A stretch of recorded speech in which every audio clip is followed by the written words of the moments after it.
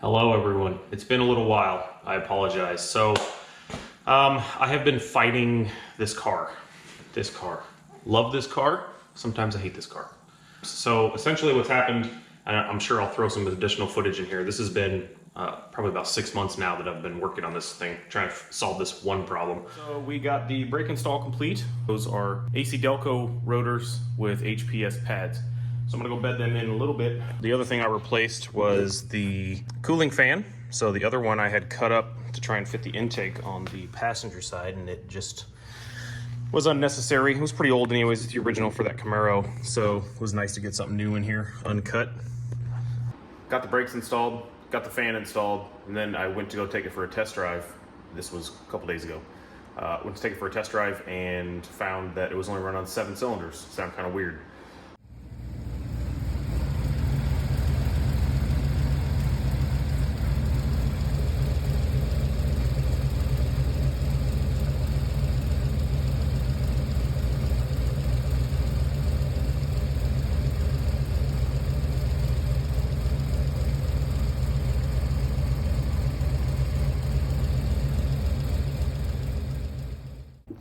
Okay, here we have cylinder number 2. If you look right here, this is a Noid light. If you look down here, this is a spark, all off of the same cylinder. Let me start the car.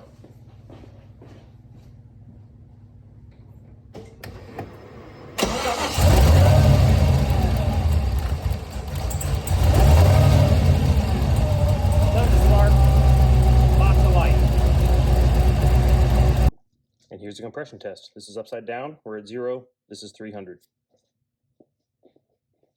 Might try and fire. There's probably a little gas left in the cylinders.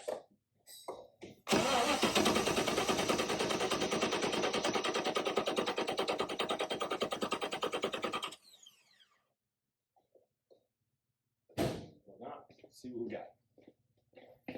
200 and we'll call it 200.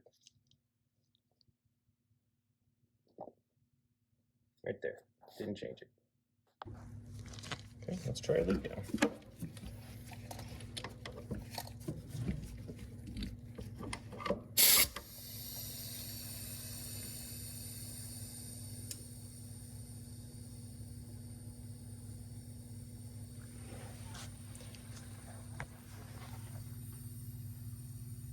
I mean, there's almost no leak down.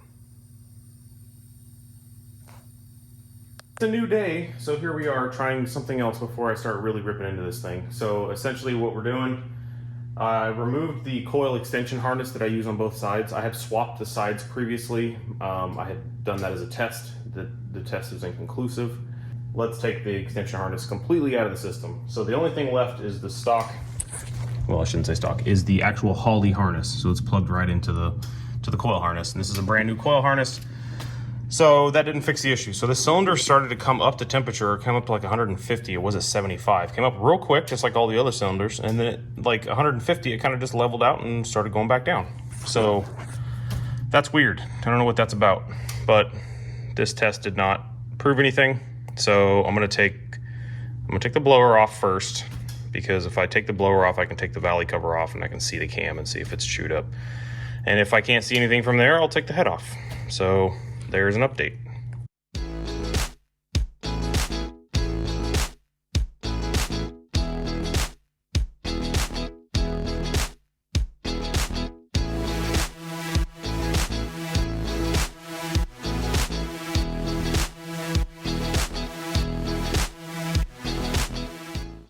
Sometimes when you take things apart, you discover other things that you didn't know you were going to discover. And a supercharger full of oil was definitely not one of the things I thought I would discover. I knew I had a lot of blow-by, but that's a different issue. That must be coming out of the bolts or something, because that is... Dude, that's so much oil. Whoa. The first look at the cam, I mean, it looks okay. All right, so this is a little confusing. As I said, got the push rod out, looking down here in the cam. I got it spun over so you can actually see the lobe, and it looks fine. So, what does that mean? That sounds like a harness issue. If I were to guess, I would say that there is some kind of an issue between the coil harness on this side and the ECU, because otherwise I have absolutely no idea. I really haven't found the issue. Most likely it's an injector at this point. I've taken everything apart, took the whole half of the motor apart, as you can see here. Checked the cam, I checked the lifters, I checked the cylinder walls, I've checked basically everything mechanical, and found that there's really no issues. So mechanically, I think we're fine. I got a new wiring harness from Holley, so that's one of the items that's going to be different. I'm going to move the injectors around. I'm going to put the injectors that were on this side on that side and vice versa, and just see if the issue follows. If the issue follows, they're going back to the manufacturer. A new O2 bung to move, so my tuner recommended moving it from that location, which is a little too close to the cylinders, and moving it further down. I have new coils. Those are the heatsink coils. Is that going to make a big difference? Probably not, but it's there. Kind of just been gathering parts at this point. There's a new catch can. We'll fix the oil down issue. And then the other issue is the clutch slipping. So originally, the whole thing was I took the car to the drag strip. The clutch was slipping. Insert video.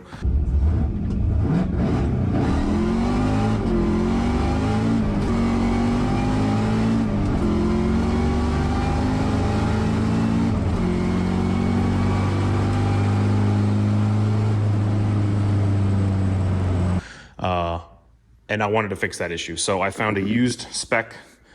It was a stage 3 plus, and it had an aluminum flywheel and a rebuildable pressure plate, which is amazing. So I got that, I think, for maybe $250, $300. It needed rebuilt, so I sent it out to spec. I got the pressure plate rebuilt. I got the flywheel rebuilt. The aluminum, you know, there's some people say aluminum is not good for street cars. I've never had an aluminum flywheel on a street car, so we will see. You know, I'll weigh the other one when I get it out. And then this is the 3 plus disc. So the 3 plus disc is like an extra $150 over the 3. Obviously, this is a puck design. They say this is streetable as well. This is a little bit better, but it's harder to make, which is why it's more expensive. So I figure if this is such a pain, I can put this in and drive it for a while and just see if I like it. And if I do, then I'll have the whole thing rebuilt and do it again. But at this point, I'm going to throw this in with the flywheel and just see how it goes.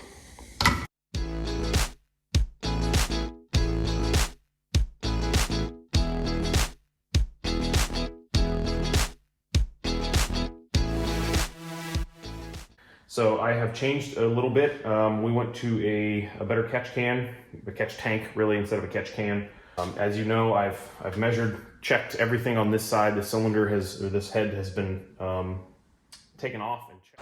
So long story short, took the head off, measured it all, everything looked fine. Put a new gasket on, put on a new Holley wiring harness, put on new coils, put on a new catch tank, and just hoped that it would fix the problem by the time it was done. So that's where we are. So this is ready.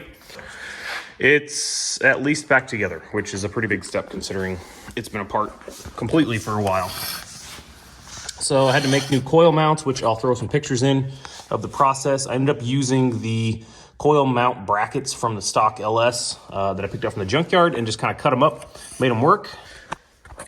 It's been a lot of time. It's definitely been a road to travel, and I'm hoping that once I start it up that it's just good to go. So we'll see. Thanks. So got the car all back together, took it out for a drive, had the same problem.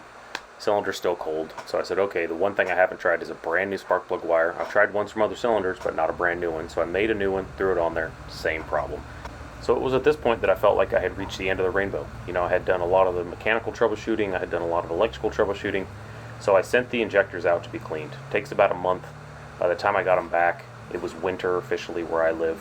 So you'll see in the next video that, you know, even if it had fixed the issue, which it didn't, I couldn't drive the car anyways.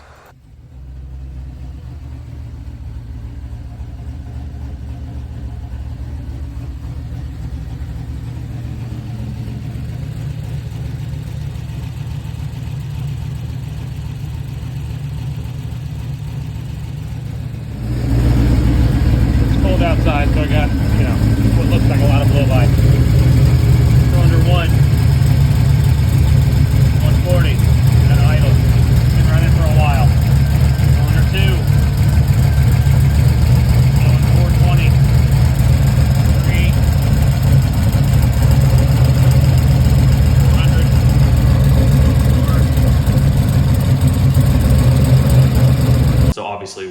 not getting combustion. I've done computer wiring, I have done injector wiring, I have had the injectors cleaned, I have sent the computer out. It is a brand new wiring harness from Holley. Spark plug wires, coil. I have taken the head off of that side previously and checked the valves. I have checked the springs, I have checked the lifters, I took the lifter apart, checked the cam. I have checked everything, got a new head gasket. None of it has resolved the issue. So my assumption is that the head is cracked, and when I took it off, it was not inspected enough, and I should have had it pressure tested before I put it back on. Didn't think it was really gonna be that bad. I did do a thorough cleaning and check of it. I just didn't see a crack, so I threw it back on thinking it was something else. So, where are we at now? We are now going to take the engine out. I have a new clutch to put in the car, which requires me to take the transmission out. I have to take the head off, and being as how I kind of like to paint how it is, I really hate doing all that stuff in the car. It's only a few more bolts to take the whole engine out and a little bit of zip ties to cut, so I'm just gonna rip the whole thing out. So this is the intro. Like I said, this is a 6-month culmination of effort. Very uncomfortable for me to get to a point where I literally cannot find the issue through all the troubleshooting that I know how to do, which, you know, I feel like is somewhat extensive, but it really depends on who you talk to. So this is a start. Gonna get to it, throw on a time lapse, and once we get the engine out, we will go over the disassembly and see if we can figure out what's going on.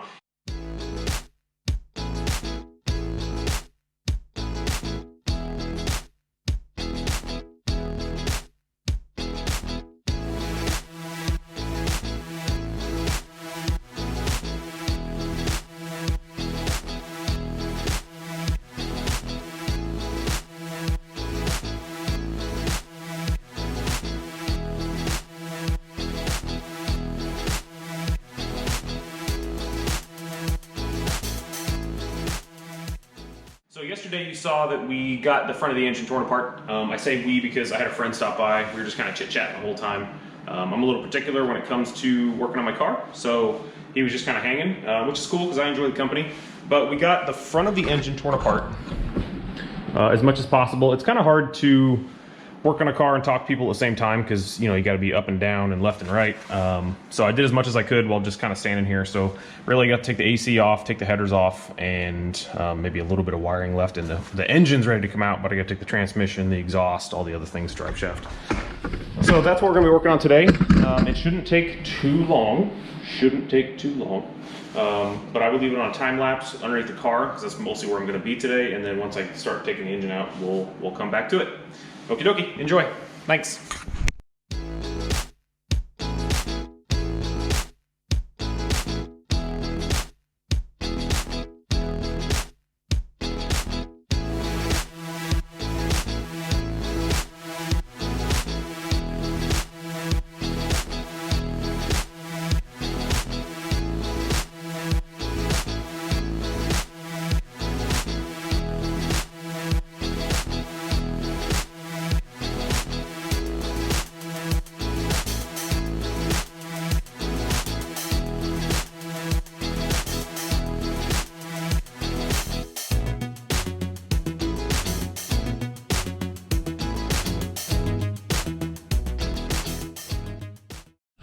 All right, everyone. So thanks for watching.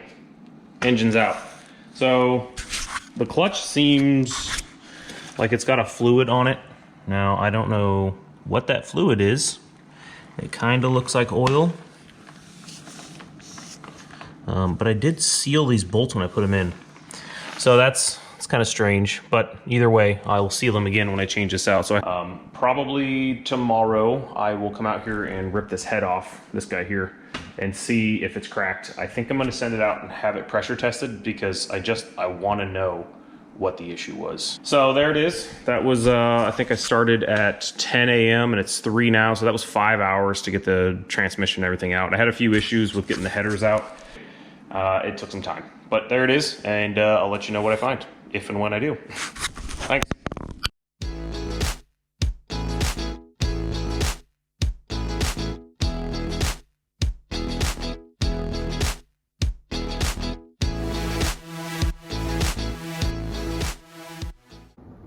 Hello. So here's a little update. I have been waiting on parts. So I took the head that was originally on the engine and sent it down, had it pressure tested. They pressure tested it good, saying that there's no issues with it whatsoever. Superstition dictates that I literally cannot put that head back on. So I got this one cleaned up. This is one I had at a junkyard just sitting around. So this one's all good to go.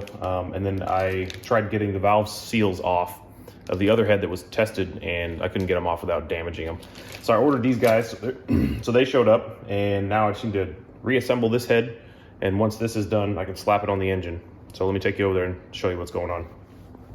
So because I've had so many issues with the cold cylinder, my thought is, I got it on the engine stand here. I'm gonna throw the head on, button it up, just get the basics, no water pump or anything like that. Throw an ignition system on, just, you know, the little bit that it needs. I'm gonna take the terminator out of the car. I have an extra wiring harness that I'm just gonna wire up real quick. And then I'm just gonna do like a tune if you never had a tune and you're just gonna start with the Wizard.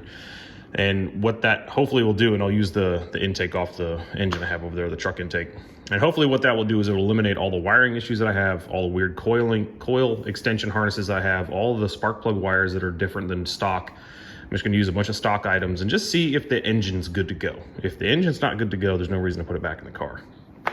So that will be the task for the day. It shouldn't take me too long. I am gonna use the headers. I could use the manifolds, but they're probably all broken with the studs and everything, and I don't really want to mess with that. So I'll put it on time lapse, and then you'll see hopefully an engine fire up at some point.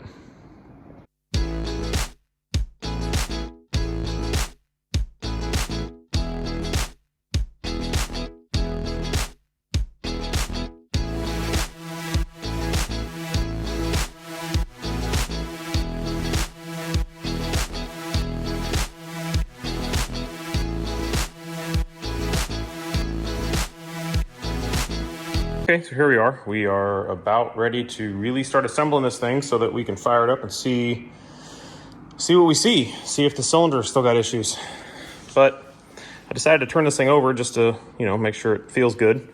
And listen to this sound. Let's see if I can do this with one hand.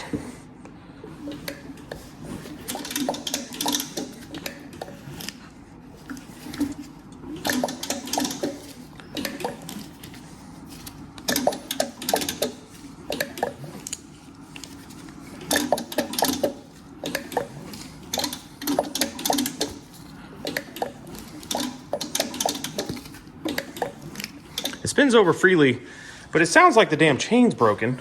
And when you look in there, it looks fine. I, you know, tried to spin it over slowly so I could see each link.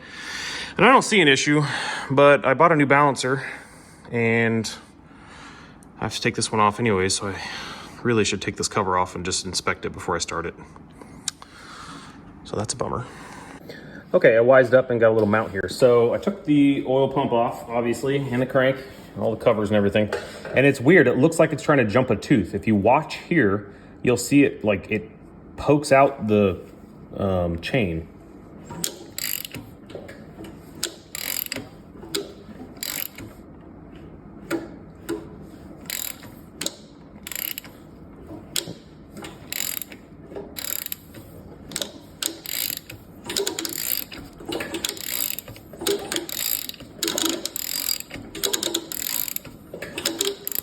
Why is it doing that? I have no idea. Let's take off the tensioner here.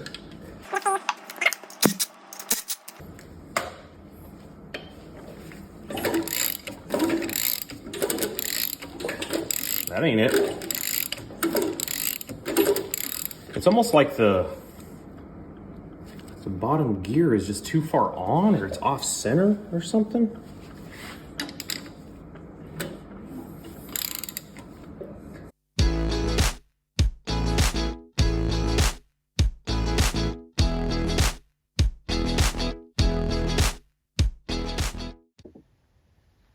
All right, we're at 0. The crank has been pushed in. Light tap with a soft hammer. Let's get on the key here. See if we can test some stuff out.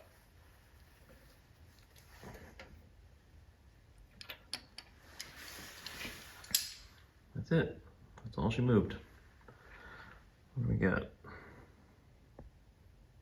So I bet you're watching this thinking, wow, this guy's having such a good time with all these issues. He gets to use all of his fancy tools and he's just, just having a blast. Unfortunately, that's not the case. I really would rather do something else, but, being the particular type that I am, if I find a rabbit hole like this, I really just have to jump down it to make sure that I'm not going to run into this issue later. So the decision was made to buy a new timing set. I bought a new timing set. It took a couple days to get in. I measured the stock gear, measured the aftermarket gear. They were exactly the same.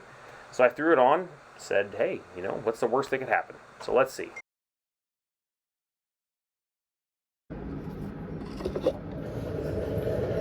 Okay, here we are again. So I put on a new dampener.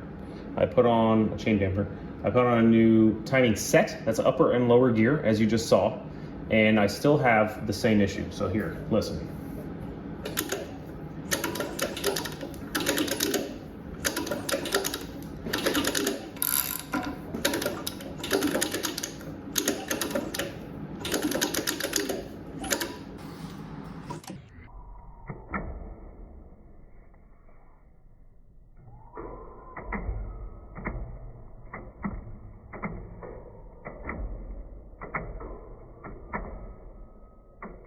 So clearly the timing set didn't make a difference, so I said, all right, let's take the cam out. Maybe the cam bearings are wiped out. Cam bearings look fine.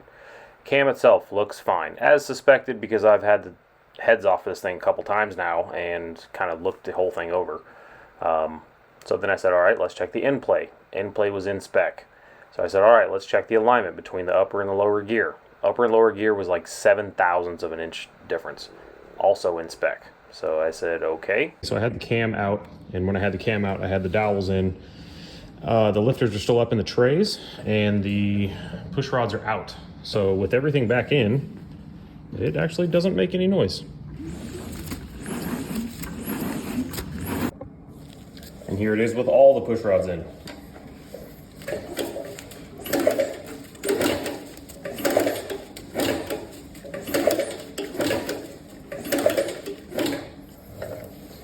Let's put the dampener on.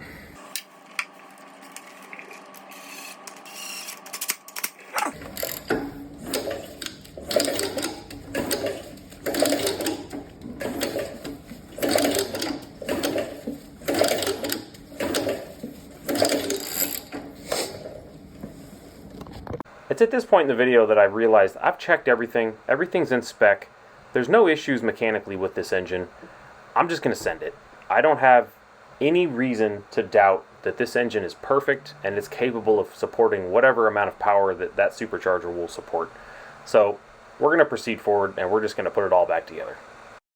Okay, so with all those issues behind us, let's proceed forward. So if you made it this far in the video, I have no problems letting you know I registered for a drag and drive event. It's the first one on the West Coast. It's called Redwood Rally, and with that, I need to upgrade a few things, like an SFI approved balancer, an SFI approved bell housing, a roll cage, a lot of things on the car. The balancer was a bit nerve-wracking because I had to re-drill the snout. Never a fun time, especially when you made the tool yourself, but we persevered. So let's see what this thing sounds like. So we got the engine back together. It's on the engine stand. We're going to fire it up and just cross our fingers that the cylinder doesn't have issues. So the thought process here is, if it's out of the car, if we have issues, we can troubleshoot them easier. Also, if I have a wiring issue in the car, then that could also be something that can be troubleshot easier. It would also kind of simplify the situation and point to where maybe I'm having problems. As you previously saw, a lot of the issues that I have are mystery issues, and at this point I still don't know why they're happening. The timing chain slap, I don't know why that's happening. The cold cylinder, I don't know why that's happening. I've taken literally every mechanical part off of the engine and measured it, and everything's fine. So I'm pretty sure it's not mechanical. So I'm leaning toward electrical. So we're doing new injectors. It's obviously a different intake. It's not supercharger. Different coils. These are coils off of the junkyard engine that I bought for the Ranger. Here, let me walk you around, show you what I got here. So obviously we got a temporary battery set up. Going to the starter, and then we got all the wiring and everything necessary for the Terminator. Sorry, the shop is a mess. Fire extinguisher, battery charger. My little mock fuel system here set to 43 PSI. So the return just goes back into the tank, so it regulates to 43. This is a deadhead system, so it's a little bit out of the ordinary, but we can still make it work. So This is my old harness out of the Nova that I thought was the issue. Holly sent me a new one, didn't end up being the issue. There's the actual tested, you can see the sticker on it. Passing test. What else? Basically, it's just ready to run, right? So what I'm gonna do is I'm gonna walk through the setup wizard. I'm gonna do a whole new tune just on pump gas and just get this thing fired up. Okay, here we go. So I'm gonna put some hearing protection on. I'm gonna hook everything up. It's gonna be kind of loud for a second because I get the battery charger going and the fuel pump's loud and blah, blah, blah. And then assuming this thing actually fires up, it's gonna be extremely loud. So headphone warning.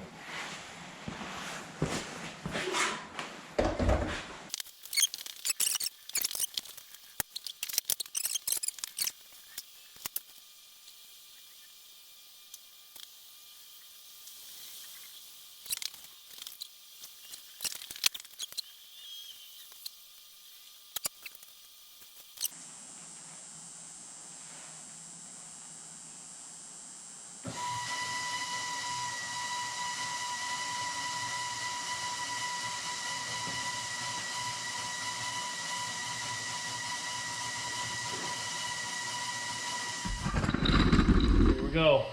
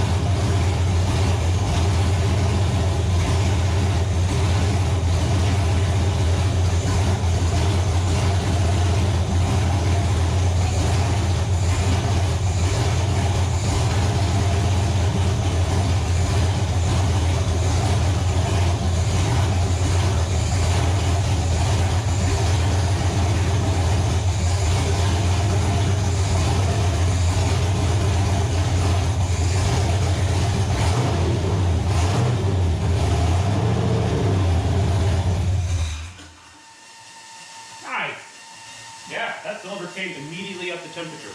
So maybe there's a wiring issue. Fire it up again. We're at 330, 270, 300, 300, 400.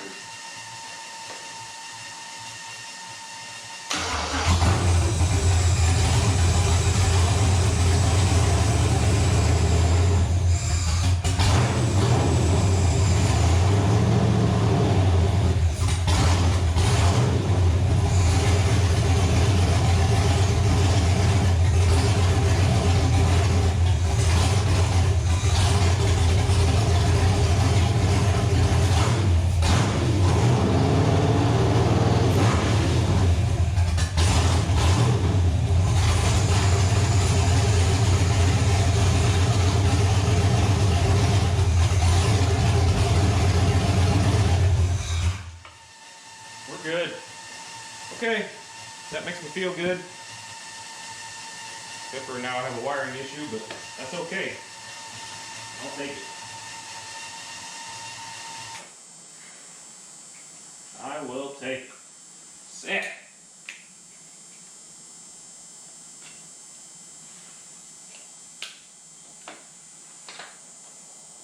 Hell yeah. Woo! I was real nervous there for a sec. Well, really. Sorry, I was yelling. Really, I was real nervous there for the last 6 months as to why the hell this was happening. So, it makes me really happy that somewhat found the culprit. I don't know what that means, because like all the wiring in the Nova is brand new, so But either way, we now have a path. So I'm gonna get this video out and then we'll move on to the next phase. Thanks for watching. Thanks for subscribing. See you next time.